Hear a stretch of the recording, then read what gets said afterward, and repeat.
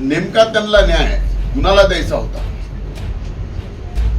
का कुणाचं फक्त मंत्रीपद काढायचं होतं? एवढी मोठी घटना बीड जिल्ह्यामध्ये झालेली असताना ब्रश शब्दानं बोलत नाही, लाज नाही वाटत? साहेब, ज्या दिवसापासून तुम्ही पाहत असाल की ज्या घटना समोर येत आहेत अशामध्ये अनेक नेते जे आहेत ते बीडमध्ये आलेत, जे बेंबीच्या देठापासून ओढत होते ते मात्र या प्रकरणामध्ये पुढे येतात.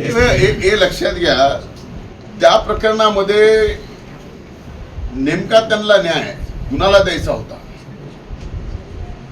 का कुणाचं फक्त मंत्रीपद काढायचं होतं? हा प्रश्न तुम्ही त्यांना विचारा. आज त्यापैकी एकही माणूस, एकही नेता एवढी मोठी घटना बीड जिल्ह्यामध्ये झालेली असताना ब्रश शब्दानं बोलत नाही, लाज नाही वाटत? अरे आमचं तर तुम्ही सगळं काय काढायचं ते सगळं काढलं ना, आम्ही गप्प राहिलो. पण एखादी बीड जिल्ह्यामध्ये आपला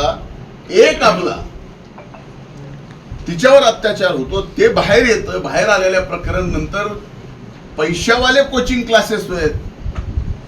मग बरंच काय, कोण कसं आहे,